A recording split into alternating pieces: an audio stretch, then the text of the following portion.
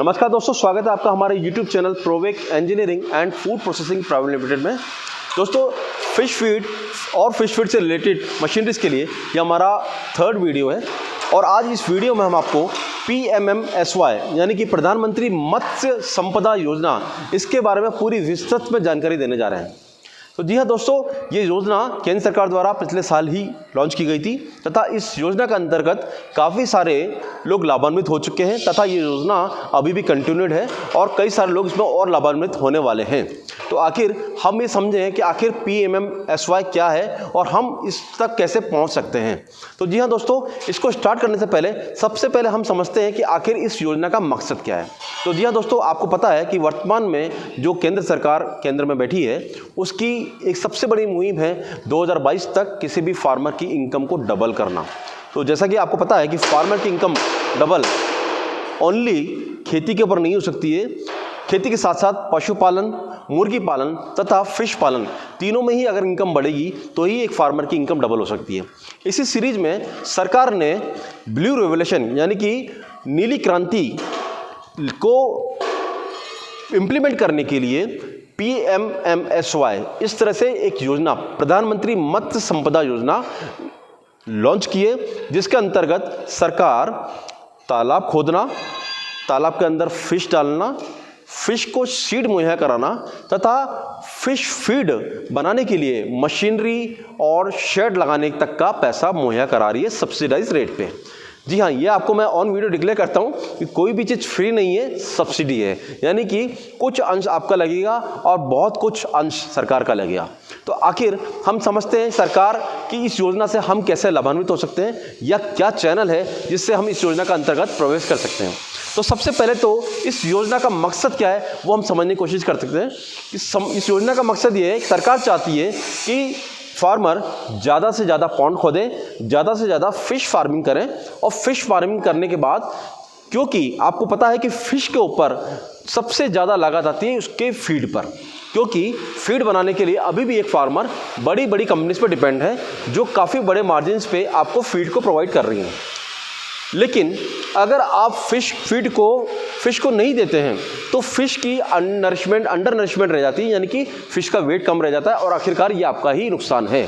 तो अगर हमें एक तय समय के अंदर फिश की प्रॉपर ग्रोथ चाहिए, प्रॉपर वेट चाहिए, इसके लिए हमें एक अच्छी क्वालिटी का फिश फीड, फिश को मुहैया कराना अति आवश्यक है और इसके लिए ज़रूरी है अच्छे रॉ मटेरियल का चुनाव, अच्छी मशीनरी का चुनाव तथा अच्छे फॉर्मुलेशन का चुनाव।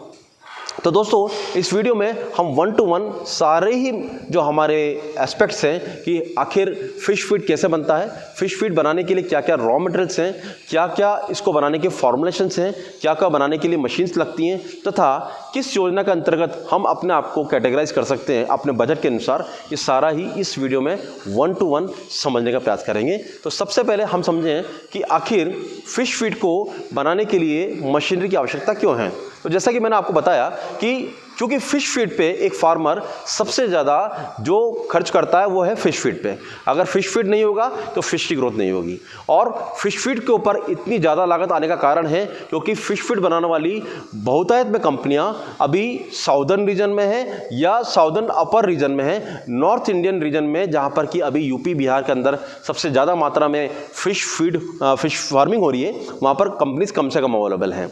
तो एक फार्मर को एक बड़ी ट्रांसपोर्टेशन कॉस्ट पे करनी पड़ती है तथा एक बड़ी मार्जिन्स कंपनी को ट्रांसफर करना पड़ता है और तब जाकर उसके पास फिश फीड पहुंचता है। लेकिन यहाँ तक पहुँचते पहुँचते फिश फीड की लागत एक फार्मर के हाथ से निकल चुकी होती है। तो अगर दोस्तों हम अपने फिश फीड पे लागत को बचा लेते हैं या अच्छे मार्जिन को सेव कर लेते हैं, जैसा कि मैंने आपको पिछली वीडियो में बताया था कि अगर हम एक फ़िश फीड को अपने फार्म पर बनाते हैं तो हम 8 से 10 रुपये पर केजी की सेविंग कर सकते हैं और पूरे सीजन के अंतर्गत, और अगर हम एवरेज पूरे सीजन का एवरेज निकालें तो हम 5 से 6 रुपये पर केजी का सेविंग कर सकते हैं, शुद्ध सेविंग कर सकते हैं। इस सेविंग को अगर हम लोग पूरी इनकम में कन्वर्ट करें तो इस सेविंग को हम लोग फिशिंग बढ़ाने में, यानी कि फ़िश की क्वांटिटी को बढ़ाने में, पॉन्ड बढ़ाने में यूटिलाइज कर सकते हैं। तो ये हम अभी तक समझ गए कि आखिर फिश फीड मशीन लगवाने के लिए सरकार जो सब्सिडी दे रही है उसका मकसद, सरकार चाहती है कि फार्मर्स आगे आएँ तथा अपनी कैपेसिटी के हिसाब से छोटे बड़े मध्यम सब तरह के प्लांट लगाएं, तो अपनी खुद की हेल्प भी करें और अपनी सोसाइटी की हेल्प भी करें। अब दोस्तों हम अब ये समझने की कोशिश करते हैं कि PMFSY में जो सब्सिडी मिल रही है, आखिर इस सब्सिडी का मतलब क्या है। तो सब्सिडी का मतलब है दोस्तों कि अगर एक मशीनरी को लगाने के लिए हमारी लागत 10 लाख रुपए है तो उसका कुछ अंश सरकार देगी और बहुत कुछ अंश हमको देना है। यानी कि एक कोलेटरशिप के अंदर इस प्लांट को लगा रहे हैं जिसमें सरकार का भी अंश है और हमारा भी अंश है। तो इस अंश की यानी कि इस सब्सिडी की अमाउंट है वो अलग अलग योजना के अंदर अलग अलग है। लाइक इसके 3-4 सरकार ने कैटेगरी की हुई है। तो अब हम लोग ये कोशिश करते समझने की आखिर इस योजना की बेसिक रिक्वायरमेंट क्या है। तो जी हाँ दोस्तों, इसकी सबसे बड़ी बेसिक रिक्वायरमेंट है या तो आपकी खुद की ज़मीन आपके पास होनी चाहिए या आपके पास अगर ज़मीन आपने किराए पे ली है तो कम से कम 10 साल का रजिस्टर्ड लीज एग्रीमेंट आपके पास होनी चाहिए। रजिस्टर्ड लीज एग्रीमेंट मतलब आपने जिससे भी ज़मीन ली है उस ज़मीन को आपको नोटरी में जाकर के रजिस्ट्री करा के लाना है और कम से कम 10 साल के लिए आपके पास वो लीज एग्रीमेंट होना चाहिए। साथ ही साथ आपके पास मिनिमम 1000 स्क्वायर फीट की ज़मीन आपके पास होनी चाहिए, तब जाकर ही आप इस योजना के लिए अंतर्गत आप क्वालिफाइड हैं। इस योजना का सरकार चाहती है कि सभी सब लाभ लें। तो इस योजना के लिए सरकार ने महिलाओं तथा SC ST कैटेगरी को अलग किया हुआ है तथा साथ ही साथ जनरल तथा OBC कैटेगरी को अलग अलग किया हुआ है। हालांकि योजना में मिलने वाली सब्सिडी महिलाओं व SC ST के लिए 60% के आसपास है तथा जनरल और OBC के लिए 40% के आसपास है। यानी कि अगर आप अपने नाम से करते हैं, मेल नाम से करते हैं तो आप 40% सब्सिडी प्राप्त कर सकते हैं और अगर फीमेल नाम से करते हैं तो आप 60% सब्सिडी पाने के अधिकारी हैं किसी भी योजना के अंतर्गत। अब हम समझते हैं कि आखिरकार PMFSY को सरकार ने कितनी कैटेगरी में डिवाइड किया हुआ है। तो जी हाँ दोस्तों, सबसे छोटी कैटेगरी जो सरकार ने डिसाइड की है, जो मोस्टली सरकार का विज़न है कि ज़्यादा से ज़्यादा फार्मर अपनी फार्म पर लगने वाली फिश फीड की रिक्वायरमेंट को खुद ही पूरा कर लें, वो योजना है 2 TPD यानी कि 2 टन पर डे, 2000 किलो पर दिवस उत्पादन। ये सबसे छोटी योजना है। इसके अंदर सरकार ने जो सब्सिडी की अमाउंट रखी है वो है 30 लाख रुपए तथा ये 30 लाख रुपए सरकार आपको आपकी मशीनरी तथा मशीनरी के लिए लगने वाले शेड इन सब के लिए प्रोवाइड करेगी। कैपिटल यानी कि रॉ मटेरियल के लिए या अदर खर्चे जो हैं उसके लिए सरकार की तरफ से कोई भी अनुदान नहीं मिलने वाला है। आपको जो भी अनुदान मिलेगा वो मशीनरी परचेस तथा शेड और आपकी जो मशीनरी से रिलेटेड आइटम यानी कि पानी की व्यवस्था, बॉयलर की व्यवस्था, इन सब के लिए मिलने वाला है। तो सबसे छोटी योजना जो है वो है 2000 kg पर डे यानी कि 2 टन पर डे और इसके अंदर जो अनुदान राशि सरकार ने डिसाइड की है वो है 30 लाख रुपए। तथा इस योजना के अंदर भी सेम, अगर आप जनरल तथा OBC कैटेगरी से अप्लाई कर रहे हैं तो आप 40% सब्सिडी प्राप्त कर सकते हैं और अगर आप एक लेडीज़ के नाम से फिल कर रहे हैं या आप SC ST कैटेगरी में हैं तो आप सीधे 60% सब्सिडी इसकी प्राप्त कर सकते हैं। अगर हम इसको कैलकुलेट करें तो 60% सब्सिडी होती है दोस्तों इसकी 18 लाख रुपए, यानी कि 30 लाख के अंदर 60% यानी कि 18 लाख रुपए आपको सरकार प्रोवाइड करेगी और 12 लाख रुपए आपको स्वयं से लगाने हैं। तो ये हुई दोस्तों सबसे छोटी योजना।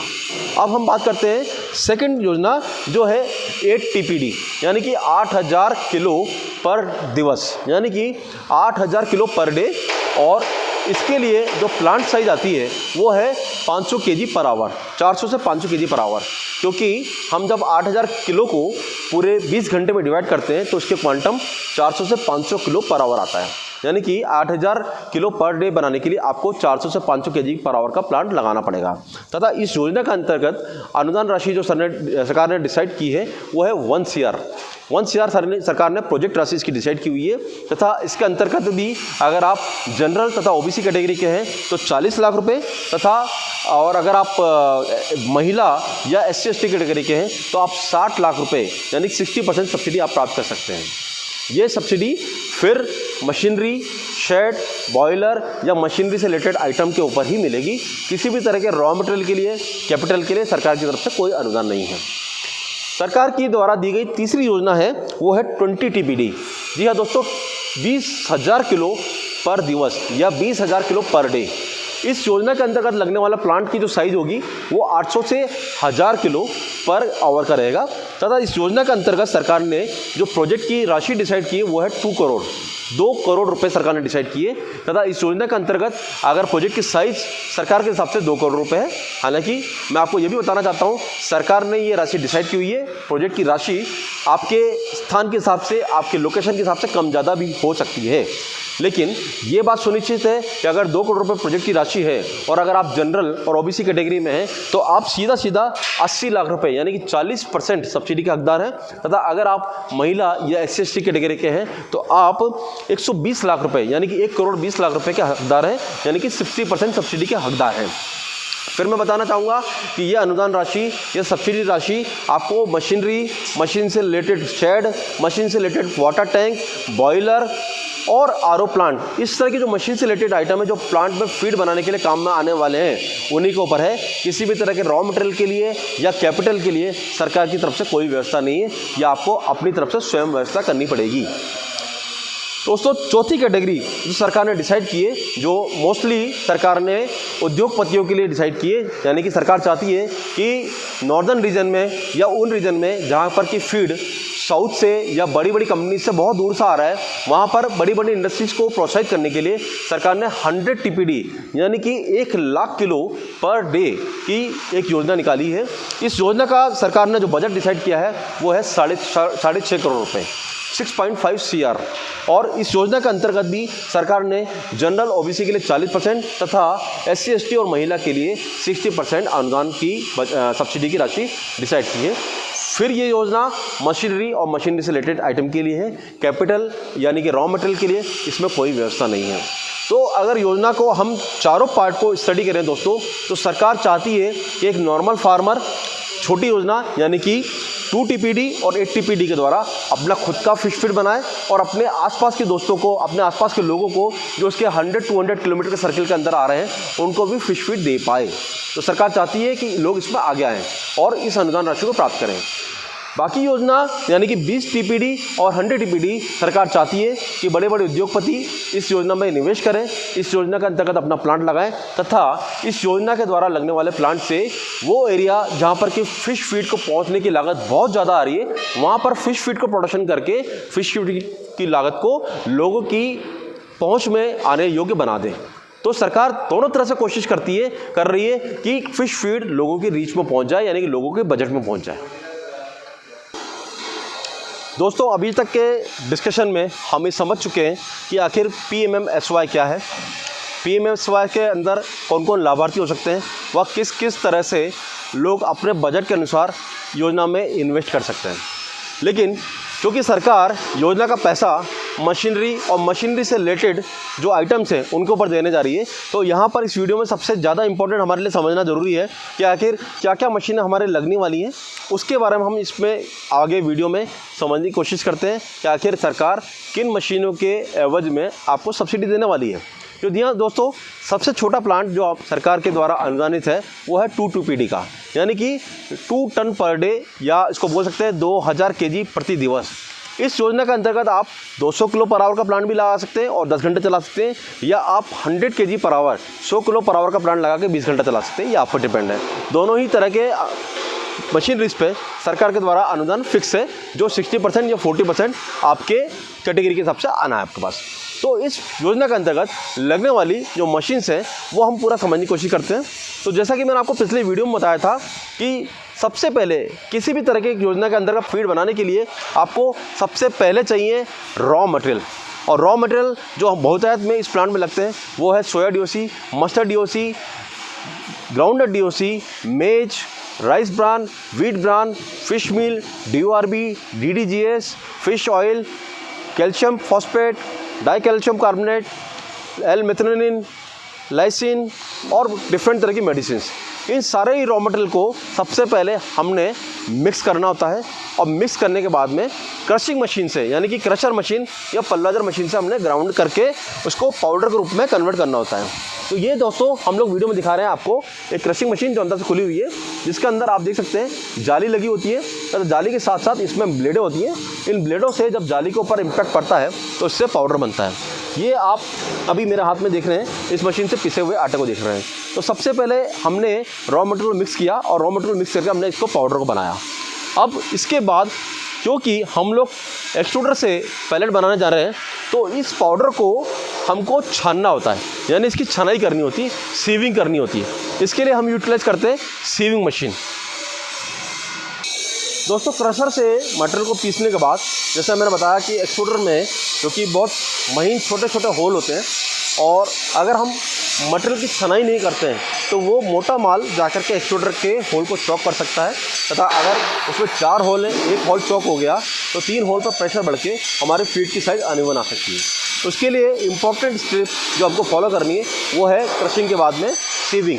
जी हाँ, इसके अंदर जाली लगी होती है और क्रशिंग से निकले वो माल को हम इस जाली पर डालते हैं और यहाँ से मटेरियल को हम छनाई कर लेते हैं, यानी कि फाइन मटेरियल यानी कि पाउडर मटेरियल हमारा अलग हो जाता है तथा जो मोटा मटेरियल है वो अलग हो जाता है और मोटे मटेरियल को हम दोबारा से मशीन के अंदर डाल के ग्राइंडिंग कर सकते हैं। तो ये एक इम्पॉर्टेंट स्टेप है जिसको हमको किसी को भी अवॉइड नहीं करना है, वो है सीविंग। अब इसके बाद जो मटेरियल निकला उस मटेरियल को हमको वाटर तथा मिनरल मिक्सचर और बाकी मेडिसिन के साथ में मिक्स करना है। इसके लिए हम प्रोसीड करते हैं मिक्सिंग सेक्शन की तरफ। सीवर मशीन से निकले वो मटेरियल को दोस्तों हमको डालना है मिक्सर मशीन के अंदर। जी हाँ, मेरे साथ आप देख रहे हैं एक मिक्सर मशीन है, इसके अंदर इस साइड में गियरबॉक्स लगा हुआ है जो अंदर के रिबन को, जैसा कि मैं आपको दिखाना जा रहा हूँ, अंदर के रिबन को घुमाता है, यानी कि रोटेट करता है, यानी कि इस तरह से रोटेट करता है, ये रोटेट करता है। और यहाँ पर मटेरियल डालते हैं हम, साथ साथ हम 18 से 20% जो पानी हमको डालना है वो पानी डालते हैं, साथ साथ हमारे जितने भी मेडिसिन हैं उनको यहाँ डालते हैं, मिनरल मिक्सचर को डालते हैं, विटामिन मिक्सचर को डालते हैं और इन सबको 15 से 20 मिनट या आधा घंटा जैसा भी हमारे मिक्सचर की साइज़ है उसके हिसाब से हम लोग मिक्स कर लेते हैं और कोशिश करते हैं कि यहाँ से जो भी मिक्सचर निकले उसके दाने दाने पर मॉइस्चर यानी कि पानी लगा हुआ है, क्योंकि अगर पानी अनइवन लगता है तो हमारे फिश पैलेट एक्सट्रूडर से निकलने वाला फीड भी अनइवन होगा। यहाँ से निकला हुआ मटेरियल को हम यहाँ से निकालते हैं और निकालने के बाद हम डालते हैं एक्सट्रूडर के अंदर। मिक्सर से निकले हुए मटेरियल को हम लोग फीड करते हैं फीड पैलेट एक्सट्रूडर में। मेरे पीछे आप देख सकते हैं तरह तरह की साइज़ के एक्सट्रूडर बन रहे हैं। ये एक्सट्रूडर जो हम लोग आपको बताया था 2 TPD योजना के लिए, या तो 100 kg का होगा या 200 kg पर आवर का होगा। तो आप मेरे पीछे कई सारे एक्सट्रूडर देख सकते हैं जो 100 kg पर आवर के या 200 kg पर आवर के। इन एक्सट्रूडर के अंदर बेसिकली अगर आप देखें तो एक फीडिंग हॉपर होता है जहाँ से कि मटेरियल को, यानी कि जो मटेरियल आया उसको फीड करते हैं। ये फीड किया हुआ है, इस फीडिंग हॉपर से मटेरियल निकल करके आता है मेन बैरल में। ये एक सब एक्सट्रूडर का मेन बैरल है जहाँ पर कि मटेरियल पकता है पूरा या कुकिंग होती है। और उसके बाद यहाँ पर इस सेक्शन में, कटिंग सेक्शन में, इस कटिंग ब्लेड से हम लोग मटेरियल को कट कर देते हैं, यानी पैलेट को कट कर देते हैं और तब जाकर के हमारा मटेरियल जो है एक पैलेट के रूप में हमारे पास प्राप्त हो जाता है। तो अगर एक एक्सट्रूडर की बात देखा जाए तो ये एक 3 मोटर का मिक्स है जहाँ पर मेन मोटर है, फीडिंग मोटर है और कटिंग मोटर है। इन तीनों मोटर्स के टाइमिंग से और पैनल से हम लोग एक फीड पैलेट बना सकते हैं। तो जैसे कि आप देख रहे हैं कि पीछे एक लड़का इस हॉपर के अंदर रॉ मटेरियल डाल रहा है जो कि पूरे तरह से ग्राइंडेड है, यानी कि सना हुआ है पूरा। और ये फीडिंग हॉपर इस एक्सट्रूडर के अंदर फीडिंग कर रहा है और यहाँ से ये पूरा इस मशीन का मेन पार्ट है जहाँ पर के अंदर इसकी कुकिंग हो रही है। इस पूरे पार्ट के अंदर मटेरियल कुक होने के बाद में यहाँ पर दाने के रूप में यहाँ से निकल रहा है। आप देख सकते हैं ये एक फीड पैलेट के रूप में यहाँ से निकल रहा है। तो इस तरह से हम 2 PD के प्लांट के अंदर हम लोग फीड पैलेट को प्लांट के अंदर बना सकते हैं।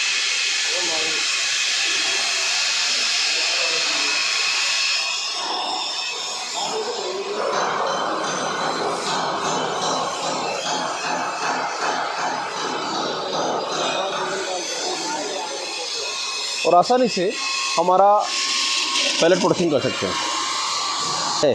इसके अंदर काफ़ी मॉइस्चर होता है, लगभग 18 से 20% मॉइस्चर इसके अंदर है और ये इस पैलेट के सेफ स्टोरेज के लिए सही नहीं है, इसलिए हमको इसको ड्राइंग करना ही पड़ेगा, सुखाना पड़ेगा।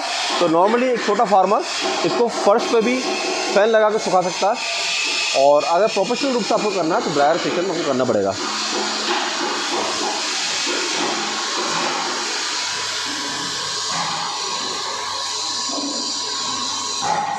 ये 100 kg पर आवर की मशीन है और मेरे ये पास में ही 200 kg पर आवर की मशीन है, यानी कि आप चाहें तो इस मशीन से 10 आवर्स में 2 DBD बना सकते हैं और इस मशीन से 20 आवर्स में 2 DBD बना सकते हैं। ये आपकी चॉइस और आपके बजट पर डिपेंड है।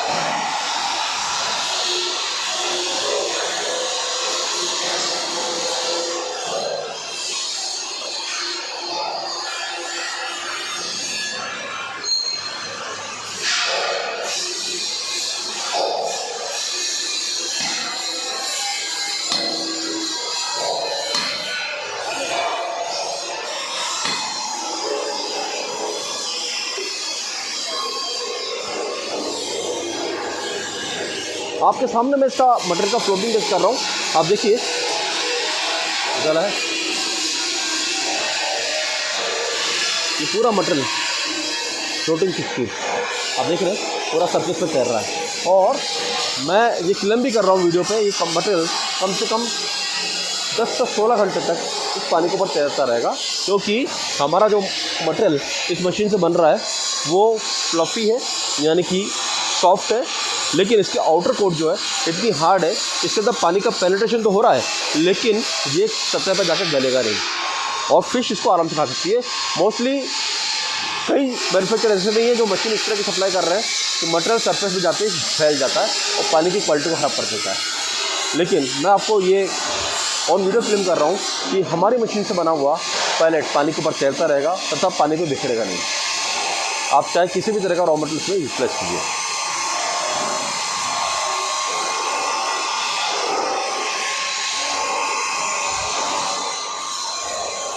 इस मशीन के अंदर दोस्तों आप देख सकते हैं एक मेन मोटर है, एक फीडिंग मोटर है और प्रेशिंग मोटर है। तीनों मोटर के कॉम्बिनेशन से और एक पैनल से, ऑटोमेटिक पैनल से, जिसके अंदर हमने ड्राइव भी लगाई हुई है, VFD लगाई हुई है, यानी वेरिएबल फ्रीक्वेंसी ड्राइव लगाई हुई है। इन सारे कॉम्बिनेशन से हम लोग फीड पहले बना सकते हैं। और एक बार मशीन सेट होने के बाद में आपको किसी भी तरह से मशीन को डिस्टर्ब करने की आवश्यकता नहीं है। ये मशीन आसानी से चलती रहेगी। आपको सिर्फ करना है कंटिन्यूस फीडिंग और एक ये सुनिश्चित करना है कि किसी भी तरह से आपके पाउडर के अंदर कोई भी मोटा पार्टिकल नहीं है, क्योंकि अगर आप 1 mm का दाना बना रहे हैं और आपका पाउडर अगर 2 mm मोटा है या उसके अंदर 2 mm के पार्टिकल हैं तो छेद जाम हो जाएंगे, इसके जो होल्स हैं वो जाम हो जाएंगे। इसलिए पाउडर की सीविंग करें, सीविंग करने के बाद में एक्सट्रूडर में फीड कर दें और फीड करने के बाद में आप देख रहे हैं कि ये मशीन कंट्रोल चल रही है, बस हमारा ऑपरेटर इसको पहले से मेंटेन कर रहा है।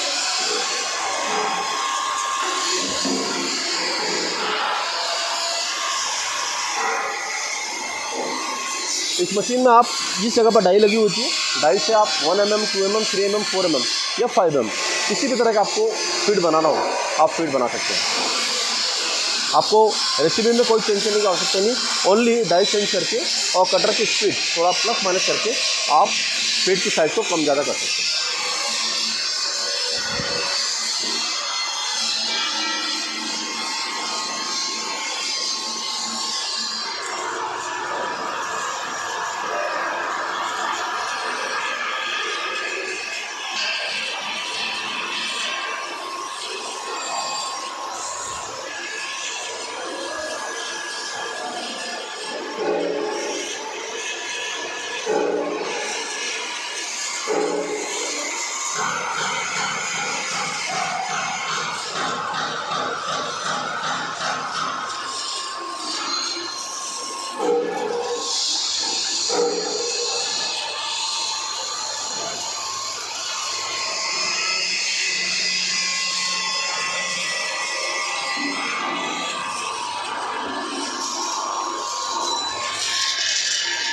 और दोस्तों आप देख रहे हैं कि एक बेहतर कॉम्बिनेशन अगर रॉ मटेरियल का यूटिलाइज किया जाए, अच्छी ग्राइंडिंग की जाए, अच्छी मिक्सिंग की जाए तो एक अच्छा क्वालिटी का फीड जो बड़ी बड़ी कंपनी को मात दे सकता है वो आसानी से इस मशीन से रेडी हो सकता है।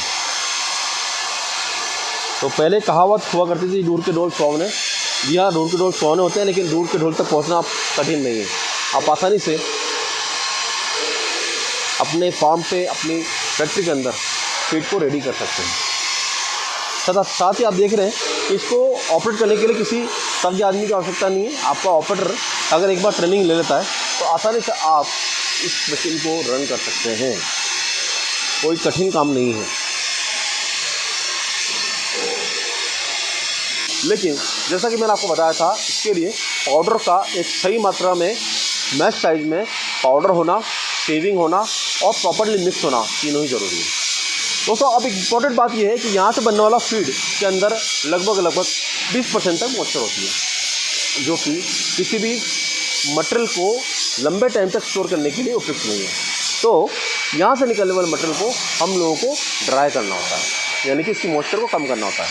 तो इसके लिए हम लोग यूज करते हैं ड्राइंग सेक्शन। जैसा कि मैंने बताया आपको, एक्सट्रूडर से निकलने वाला पैलेट के अंदर 20% के आसपास मॉइस्चर होता है, जो कि इसके सेल्फ स्टोरेज के लिए यानी लंबे स्टोरेज के लिए काफ़ी नहीं है। और एक फीड पैलेट को आप ये नहीं बोल सकते कि कल ही कंज्यूम हो जाएगा, कम से कम 1 से 3 महीने के अंदर इसकी शेल्फ लाइफ होनी चाहिए। इसके लिए हमें इस फीड पैलेट को ड्रायर मशीन के अंदर सुखाना होता है। तो हम जैसे कि बात कर रहे हैं 2 TPD योजना के अंतर्गत, 2 TPD में आपको 100 kg पर आवर या 200 kg पर आवर का ही प्लांट लगाना है। तो इसके अंदर यूज होने वाले ड्रायर को हम बोलते हैं रोटरी ड्रायर। इस ड्रायर में जैसे कि दोस्तों आप देख सकते हैं, इस साइड से मटेरियल फीड हो रहा है तथा ये एक रोटरी ड्रम है। इस रोटरी ड्रम में मटेरियल ड्राई होकर के आगे से निकलेगा। इसके अंदर हमने हीटर्स लगाए हुए हैं और एक हॉट एयर का अरेंजमेंट किया हुआ है, ताकि मटेरियल के कांटेक्ट में जैसे ही हीटर्स आता है या एयर आती है और मटेरियल सूख जाता है। यहाँ से हम लोग ड्राइंग करने के बाद में फिर इस मशीन को मटेरियल को ले जाते हैं कूलिंग सेक्शन के अंदर। ये दोस्तों कूलिंग सेक्शन है, जहाँ पर कि हम नॉर्मल एयर देते हैं और कोशिश करते हैं कि ड्रायर से निकले हुआ मटेरियल को हम नॉर्मल टेम्परेचर पर लेके आ जाएं, यानी कि ठंडा कर लें।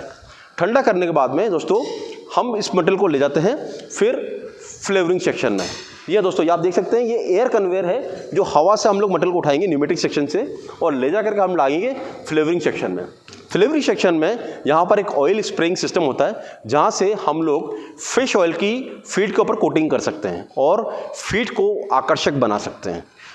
और यहाँ से निकला हुआ मटेरियल को हम लोग एक ग्रेडर पे ग्रेडिंग कर लेते हैं, ताकि अगर उसके साथ अंदर कोई अंडर साइज है या ओवर साइज है, वो यहाँ से हम सेपरेट कर सकते हैं। इस जगह से निकलने वाला मटेरियल सीधे ही पैकिंग के लिए रेडी हो जाता है। तो दोस्तों अभी हमने समझा 2 TPD योजना जो सरकार की है उसके बारे में।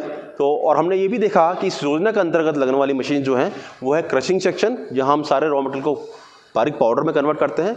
सेकंड है सीविंग सेक्शन, जहाँ हम पाउडर को छानते हैं और कोशिश करते हैं कि मोटा माल और बारीक माल अलग हो जाए। थर्ड है मिक्सिंग सेक्शन, जहाँ हम मिक्स करते हैं रॉ मटेरियल्स को, इसके अंदर पानी डालते हैं तथा इसके अंदर मिनरल मिक्सचर, मेडिसिन सब डाल के एक पूरा मिक्स रेडी करते हैं। फोर्थ है हमारा एक्सट्रूडिंग सेक्शन, जहाँ पर कि हम फिश फीड पैलेट एक्सट्रूडर से पैलेट क्रिएट करते हैं। ये पैलेट आपका 1 mm, 2 mm, 3 mm, 4 mm या उससे बड़ा भी हो सकता है, जो डिपेंड करता है आप किस सीज़न के अंदर फीड बना रहे हैं। यानी कि अगर हम एक फ़िश फीड सीज़न की बात करें, फरवरी से लेकर के नवंबर की बात करें, तो शुरू के 2 महीने में 1 mm, 1.5 mm चलेगा। उसके बाद 2 महीने में 2 mm, 3 mm चलेगा। उसके बाद रेस्ट ऑफ द ईयर आपका 4 mm से ऊपर 5 mm फीड चलने वाला है। तो एक एक्सट्रूडर सारे ही तरह के फीड को बना सकता है। जैसा कि आपको बताया कि फीड एक्सट्रूडर से जो निकलने वाला फीड है उसके अंदर मॉइस्चर बहुत ज़्यादा होती है। उसके लिए हम इसको ले जाते हैं ड्राइंग सेक्शन में, जहाँ पर हम इसको लाते हैं 10 से 12% मॉइस्चर पे। फिर हम ले जाते हैं इसको कूलिंग सेक्शन में, जहाँ पर हम लोग इसको ठंडा करते हैं और नॉर्मल टेम्परेचर पे लेकर आते हैं, एटमॉस्फेरिक टेम्परेचर पे लाते हैं। उसके बाद हम करते हैं फ्लेवरिंग, जहाँ हम इसमें करते हैं फिश ऑयल का स्प्रे या ऑयल कोटिंग और इसको बनाते हैं आकर्षक। उसके बाद हम करते हैं ग्रेडिंग और पैकिंग, जहाँ पर हम इसको करते हैं पैकिंग। तो इन 7 से 8 स्टेप में हम लोग 2 TPD प्रोजेक्ट के अंदर फिश फीड को अपने फार्म पर आसानी से बना सकते हैं। यहाँ पर इंपॉर्टेंट बात यह है कि आखिर 2PD को प्लांट को लगाने के लिए जगह कितनी लगती है। तो जी हाँ दोस्तों, इस प्लांट को लगाने के लिए आपके पास 2 से 2,500 स्क्वायर फीट जगह की होने की आवश्यकता है, जो आपको रॉ मटेरियल, प्लांट तथा फिनिश प्रोडक्ट तीनों के लिए ही काफ़ी है। तथा इस योजना के लिए आपके पास 30 HP से लेकर के 60 HP तक का पावर कनेक्शन की आवश्यकता है। तो ये आपको पावर की आवश्यकता रहेगी। इस योजना के लिए यानी इस प्लांट के लिए आपको पूरी तरह से 3 फेज की पावर ही रिक्वायर्ड है। सिंगल फेज पे ये प्लांट नहीं चलते हैं और इसके लिए आपके पास व्यावसायिक जगह ही होना जरूरी है। अगर ये आप चारों रिक्वायरमेंट मीट आउट करते हैं तो आप अपने फार्म पे या अपनी छोटी फैक्ट्री के अंदर 2 TPD यानी कि 2 टन पर डे या 200 किलो पर आवर या 100 kg पर आवर 20 आवर्स के लिए इस तरह से फीड बना सकते हैं। अब आने वाले सेक्शन के अंदर हम लोग देखेंगे कि आखिर 8 TPD, 20 TPD और 100 TPD के लिए क्या क्या मशीन्स लगती हैं। दोस्तों पिछले सेशन में हमने 2 TPD योजना के बारे में समझा, जो मुख्यतया एक इंडिविजुअल फार्मर, एक इंडिविजुअल फिश फार्मिंग के पर्सन को ध्यान में रखते हुए बनाई गई है, जिसमें एक छोटी जगह के अंदर ही वो कुछ मशीनरी लगा करके, चाहे वो मैनुअल हो, सेमी ऑटोमेटिक हो या ऑटोमेटिक हो, उससे फीड को बना सकता है तथा वो उससे अपने आसपास के लोगों की फीड की रिक्वायरमेंट को पूरा कर सकता है। इस सेक्शन में जो बाकी 3 सेक्शन हैं, जो कि 8 TPD, 20 TPD और 100 TPD है, वो सारे ही सेक्शन व्यावसायिक है, यानी कि ये कमर्शियल प्लांट में माने जाते हैं। इन सेक्शंस के लिए आपको अच्छी खासी जगह की आवश्यकता है तथा साथ साथ इसमें प्लांट आपको ऑटोमेटिक होने चाहिए, क्योंकि आप इसमें मैनुअल लेबर से प्लांट को नहीं चला सकते। इसलिए हम कोशिश करते हैं कि 8 TPD, 20 TPD और 100 TPD के प्लांट आपके पास फुल्ली ऑटोमेटिक हो, यानी कि पूर्णतः स्वचालित हों। तो हम कोशिश करते हैं अब समझने की 8 TPD, 20 TPD और 100 TPD इन तीनों के लिए क्या क्या नेसेसरी मशीन्स हैं। तो दोस्तों 8 TPD यानी कि 400 से 500 kg पर आवर प्लांट, इसके लिए मिनिमम जो जगह की आवश्यकता है वो है 7 से 8,000 स्क्वायर फीट की। यह जगह आपको रॉ मटेरियल, मशीनरीज तथा फिनिश प्रोडक्ट यानी कि आपका बनने वाला माल तीनों को मिला के मैं बता रहा हूँ। अगर मशीन की बात करें तो हमें 2,500 स्क्वायर फीट जगह की आवश्यकता ही है तथा इस प्लांट के लिए आपको पूरी तरह से 3 फेज पावर चाहिए और करीब 150 किलोवाट यानी कि 150 किलोवाट की आसपास की पावर की आपको आवश्यकता 500 kg की प्लांट के लिए होती है, 500 kg पर आवर के प्लांट के लिए होती है। सिमिलरली अगर हम बात करें दोस्तों 20 TPD की, तो 20 TPD यानी कि 1 टन पर आवर, 800 से 1000 kg पर आवर, इस प्लांट के लिए आपको 12,000 से 15,000 स्क्वायर फीट जगह की आवश्यकता होती है तथा इस प्लांट के लिए आपको 310 किलोवाट पावर की आवश्यकता होगी। ये पावर पूरी तरह से 3 फेज होगी और ये प्लांट भी पूरी तरह से फुल्ली ऑटोमेटिक यानी कि पूर्ण स्वचालित पैटर्न पर ही होंगे।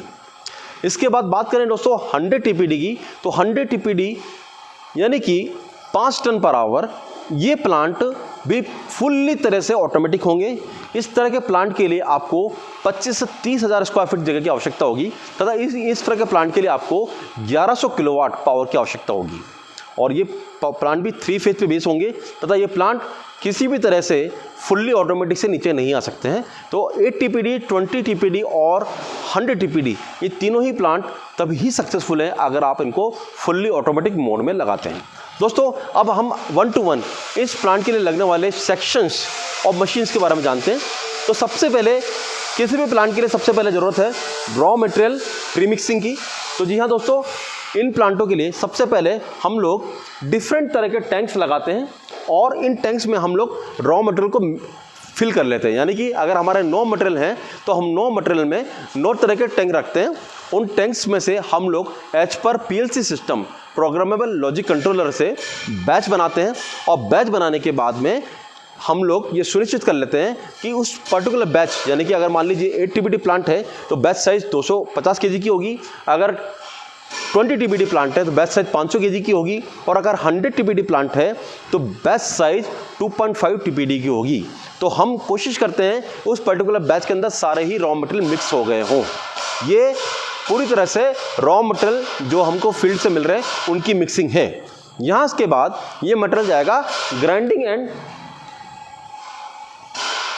सीविंग सेक्शन में।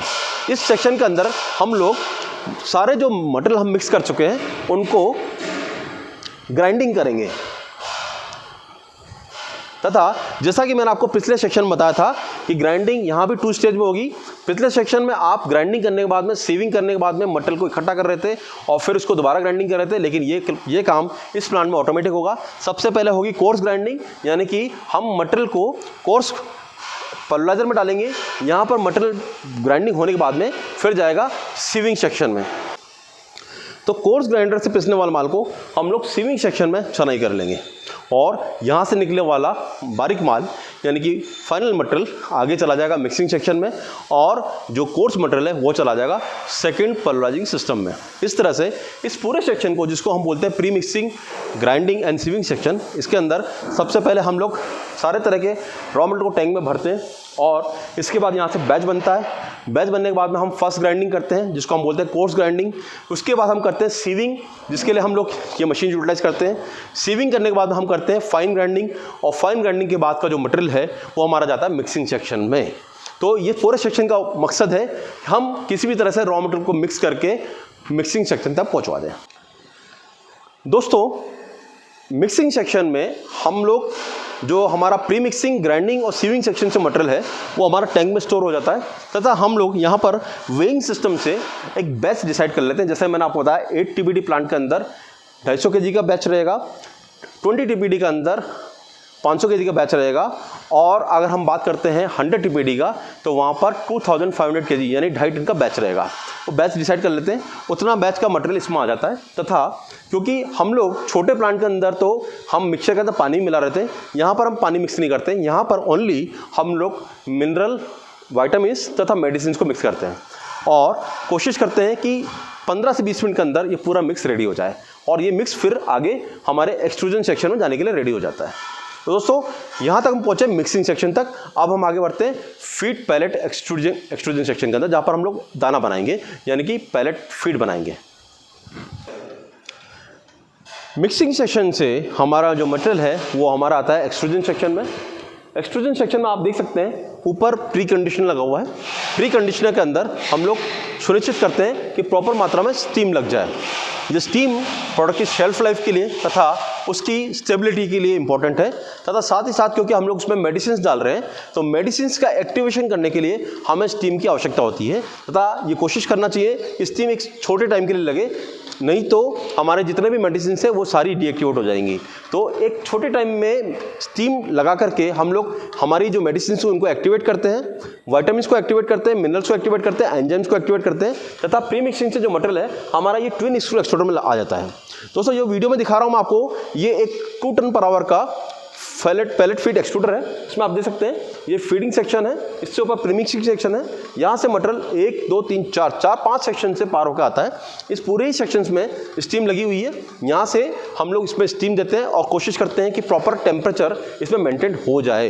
यहाँ से निकला हुआ मटेरियल हमारा सीधा हमारे एयर कन्वेयर सेक्शन में आ जाता है, यानी कि मटेरियल यहाँ से निकलने के बाद में डाई से कट होता है, और कट होने के बाद में यहाँ से कट करके सीधा पैलेट जो है हमारा एयर कन्वेयर सेक्शन में आ जाता है। इस सेक्शन में हम लोग डाई को चेंज करके 0.8 mm, 1 mm, 2 mm, 3 mm, 4 mm, 5 mm, 6 mm किसी भी तरह का फीड बना सकते हैं, तथा हम रेसिपीज़ को चेंज करके 28/4, 30/4, 26/4, 20/4, 32/5, 40/5 यानी कि फैट एंड प्रोटीन, किसी भी फैट और प्रोटीन का कॉम्बिनेशन से हम लोग फीड बना सकते हैं। यहाँ पर ये बात उल्लेख करना जरूरी है कि ये जो एक्सट्रूडर है ये ट्विन स्क्रू एक्सट्रूडर है, यानी कि डबल स्क्रू एक्सट्रूडर है। आप देख सकते हैं इसके अंदर ये डबल स्क्रू हैं, ट्विन स्क्रू एक्सट्रूडर है।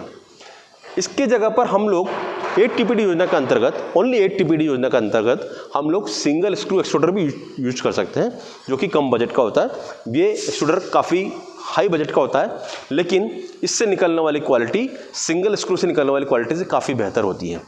और प्रोफेशनल प्लांट जितने भी हैं वो सिर्फ ट्विन स्क्रू एक्सट्रूडर को यूटिलाइज ही करते हैं।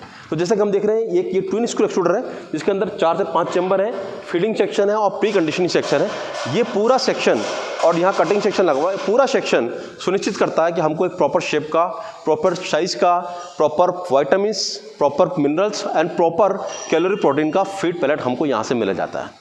लेकिन जैसा कि मैंने आपको बताया था, यहाँ पर क्योंकि हम लोग पीछे पानी ऐड कर रहे हैं, स्टीम ऐड कर रहे हैं, तो यहाँ पर निकलने वाले फीड का मॉइस्चर कंटेंट लगभग 20 से 22% होता है, जो कि किसी भी तरह से सेल्फ स्टोरेज के लिए सही नहीं है।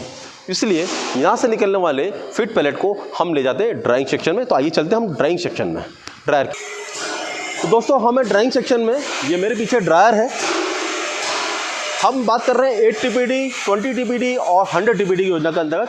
तो 8 TPD में हमें एक 3 लेयर का ड्रायर यूज करना है। जैसे कि मैं आपको दिखा रहा हूँ, ये ड्रायर कन्वेइंग टाइप का ड्रायर है, और इसमें आप देख सकते हैं 1, 2 एंड 3 लेयर है, क्योंकि ये सफिशिएंट है कि 400 से 500 kg पर आवर माल को सुखाने के लिए, तथा इसके अंदर स्टीम देने के लिए हमारे पास रेडिएटर होते हैं जो इसके ऊपर सतह पर रखे जाते हैं।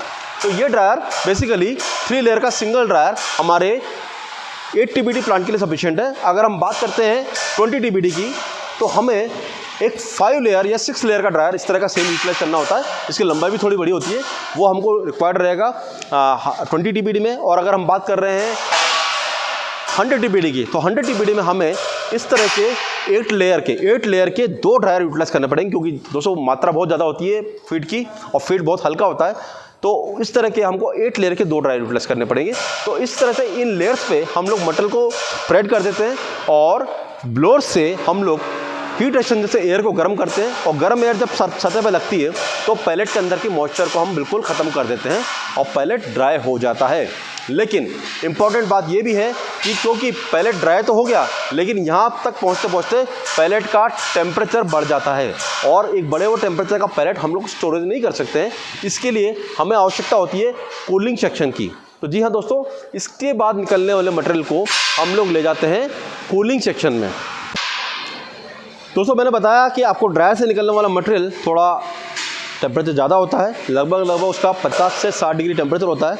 लेकिन किसी भी मटेरियल को सेफ स्टोरेज के लिए हमें इसका टेम्परेचर रूम टेम्परेचर पर लाना ज़रूरी है। इसके लिए हम यूज़ करते हैं कॉन्ट्रा फ्लो कूलर को। कॉन्ट्रा फ्लो का मतलब इसमें मटेरियल ऊपर से नीचे की तरफ आता है और एक ब्लोअर से हम नीचे से ऊपर की तरफ हवा को फेंकते हैं, यानी कि अपोजिट डायरेक्शन में मटेरियल का फ्लो होता है। हवा मटेरियल ऊपर से नीचे आ रहा है और हवा नीचे से ऊपर। इस दौरान मटेरियल को यानी फीड को इतनी हवा लगती है कि वो ठंडा हो जाता है। लगभग 15 से 20 मिनट का ऊपर इसमें रिटेंशन टाइम रहता है और इस दौरान वो फीड हमारा ठंडा हो जाता है और उसके बाद में ये फीड हम लोग फ्लेवरिंग सेक्शन यानी कि ऑयल कोटिंग सेक्शन में ले जाते हैं। तो आइए चलते हैं ऑयल कोटिंग सेक्शन की तरफ। कूलिंग सेक्शन से मटेरियल निकालने के बाद में हमें इस फीड को डेकोरेट करना है, इसके अंदर फ्लेवर जनरेट करनी है। तो उसके लिए हम यूटिलाइज़ करते हैं ये फ्लेवरिंग मशीन। इस मशीन के अंदर हम लोग फिश ऑयल या fish oil plus edible oil का मिक्स बना करके फीड के ऊपर स्प्रे करते हैं और ऑयल कोट करते हैं।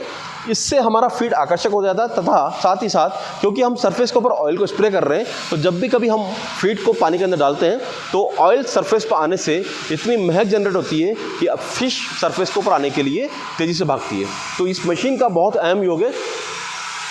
इसके बाद ये यहाँ से मटेरियल निकलने के बाद में सीधा चला जाता है ग्रेडिंग प्लस पैकिंग सेक्शन में। तो आइए चलते हैं ग्रेडिंग पैकिंग सेक्शन में। दोस्तों अब इस प्लांट का सबसे लास्ट स्टेप, जी हाँ, पैकिंग। एक सेफ पैकिंग और गुड पैकिंग प्रोडक्ट के लिए उतनी ही इंपॉर्टेंट है जितने की प्रोडक्ट के अंदर मौजूद रॉ मटेरियल। एक अच्छी क्वालिटी का बैग हमारे प्रोडक्ट के लिए हमारी इंपॉर्टेंस को दिखाता है कि हम कितनी अच्छी क्वालिटी के बैग में पैक कर रहे हैं। साथ ही साथ अगर क्वालिटी के साथ साथ अगर हम एक गुड क्वांटम ऑफ फीड उसके अंदर फीड कर रहे हैं, लाइक जैसे हम अगर मान लीजिए बोल रहे हैं 35 किलो का बैग है और हमारा उसमें 35 किलो या 35 किलो 50 ग्राम तक फीड जा रहा है, तो ये हमारे कस्टमर्स के मन के अंदर हमारे प्लांट के प्रति जो सुनिश्चितता है या जो हमारी इंपॉर्टेंस है उसको दिखाता है। तो जी हाँ, ये हमारी एक ऑटोमेटिक पैकिंग मशीन है जिसमें आप देख सकते हैं कि बैग हम लोग इस जगह पर लगाते हैं। ये क्लैंप है जहाँ पर न्यूमेटिक सिस्टम से हम लोग क्लैंप से बैग को लगाते हैं या बैग को टाइट कर देते हैं। ये जो फीडर है ये हमारे टैंक से पैलेट को लेता है। पैलेट को लेने के बाद में एक ऑटोमेटिक स्क्रीन इसके साथ में लगी होती है जिसके ऊपर पीएलसी से हम वेट सेट कर देते हैं कि हमें 25 किलो चाहिए, 35 किलो चाहिए, 50 किलो चाहिए, 100 किलो चाहिए, कितना वेट चाहिए हम पीएलसी से सेट कर देते हैं तथा ये प्लस माइनस 25 ग्राम के अंदर इस पूरे मटेरियल को बैग के अंदर पैक कर देता है। तो जी हाँ, ये ऑटोमेटिक पैकिंग मशीन है जो हमारे पास 500 kg per hour, 1000 kg per hour, 2000 kg per hour से लेकर के 10,000 kg पर आवर तक उपलब्ध है। और ये एक प्लांट का सबसे इंपॉर्टेंट स्टेप है क्योंकि अगर हमने पीछे अच्छी मेहनत की और यहाँ पर हमने उसको पुअर पैकिंग में या पुअर वेइंग में दिखा दिया तो वो हमारी सारी मेहनत का पानी फेर देगा। इसलिए मेरे हिसाब से ये प्लांट का सबसे इंपॉर्टेंट स्टेप है। तो दोस्तों इस पूरे वीडियो के अंदर हमने PMMSY के अंतर्गत लगने वाली सारे सेक्शन, सारे प्लांट के बारे में समझा। उनके अंदर लगने वाली मशीनरीज क्या क्या होती हैं, 2 TPD के प्लांट के अंदर क्या लगना है, 8 TPD में, 20 TPD और 100 TPD के अंदर लगने वाले मशीन के बारे में समझा। साथ ही साथ हमने ये समझा कि इनमें प्लांट में क्या क्या रॉ मटेरियल लग सकते हैं, क्या क्या हमारी प्रॉफिटेबिलिटी आएगी, क्या हमारे कॉस्टिंग आएगी, ये पूरे वीडियो के अंदर हमने समझा। हालांकि ये सारी इन्फॉर्मेशन अभी थियोरेटिकल सी है। मैं चाहता हूँ कि आप इसके बारे में अगर ज़्यादा जानकारी प्राप्त करनी है तो आप हमारी पुणे, कोटा, आगरा और गुवाहाटी किसी भी फैक्ट्री पर अपने कदम बढ़ाइए। आइए हमारे साथ बैठिए, हमारे चलते हुए प्लांट देखिए और अपनी जानकारी को विस्तृत कीजिए। एक चीज़ और मैं बता देना चाहता हूँ इस वीडियो में कि सरकार के द्वारा प्रदान की गई सब्सिडी एक सब्सिडी अनुदान मात्र है। अगर हमारे कई भाई जो खुद संपन्न हैं वो बिना सब्सिडी के भी अपना प्लांट लगा सकते हैं, क्योंकि आप सब्सिडी मिलने से अपने प्लांट की लागत तो कम कर सकते हैं, लेकिन कुछ भाई जो संपन्न हैं वो प्लान करके फीड के ऊपर अपना जाने वाला इन्वेस्टमेंट को कम कर सकते हैं। तो देरी मत कीजिए, अपने कदम बढ़ाइए। अगर आपको ये वीडियो इन्फॉर्मेटिव लग रहा है कि ये वीडियो आपके तथा आपके मित्रों तक पहुंच करके उनको हेल्प कर सकता है, तो इस वीडियो को आगे से आगे बढ़ाइए, इस वीडियो को लाइक दीजिए, सब्सक्राइब कीजिए तथा इस पर कमेंट कीजिए। साथ ही साथ हमारे नंबर 7073642737 पर आप व्हाट्सएप या कॉल करके आप ज़्यादा जानकारी प्राप्त कर सकते हैं। साथ ही साथ आप हमारी वेबसाइट www.pvgfoodmachinemanufacturer.com तथा www.provekengineering.com पर जाकर के इस मशीन के बारे में, इन हमारे मॉडल्स के बारे में ज़्यादा सर्च कर सकते हैं। तो किसान भाइयों, देर मत कीजिए, फरवरी का सीज़न बहुत ही नज़दीक है, एक सही समय प्लान करने का है। किसी भी प्लांट को बनाने में हमको भी 1 से 1.5 महीना लगता है तथा आपको भी शेड रेडी करने में, ज़मीन रेडी करने में 1 से 1.5 महीना लगेगा, इसलिए देरी मत कीजिए। अगर आप किसी भी तरह से PMMSY या बिना PMMSY के साथ अपना प्लांट लगाना चाहते हैं तो देरी मत कीजिए, आप हमारी फैक्ट्री तक पहुंचिए, हमसे मिलिए और इस प्लांट को प्लान कीजिए। इस प्लांट से लगाने के बाद मैं आपको ये दावा कर सकता हूं कि अगर आप फिश फार्मिंग के अंदर हैं, आप इतनी सेविंग कर लेंगे कि शायद अगले साल आप अपनी फिश फार्मिंग को डबल कर सकें। जी हाँ, क्योंकि एक अननेसेसरी या एक हिडन पैसा आपका एक फीड कंपनी खाते में जा रहा है। मैं किसी फीड कंपनी के लिए यहाँ पर उंगली नहीं उठा रहा हूँ, लेकिन हम स्वावलंबी भी बने तथा हमारे किसान भाई स्वावलंबी बने, यह हमारे प्रधानमंत्री जी तथा हमारा दोनों का ही ध्येय, और हम चाहते हैं कि हमारे किसान भाई इसमें आगे से आ गए तथा सरकार जिस योजना के साथ आई है, मत्स्य संपदा योजना के साथ में आई है, ब्लू रेवोल्यूशन यानी कि नीली क्रांति की योजना लेकर आई है, उसमें भाग करके ज़्यादा से ज़्यादा पार्टिसिपेट करके हम फिश फार्मिंग को बढ़ा करके किसान भाइयों की इनकम को दुगना करने का जो सरकार का मकसद है, उसको पूरा करने में लोगों की मदद करें। तो दोस्तों, उठाइए अपने कदम, बढ़िए हमारी फैक्ट्री की ओर। Thanks for watching this video, thanks for connecting with PVG group. For any inquiry you can call us or subscribe us or WhatsApp us. Thank you so much.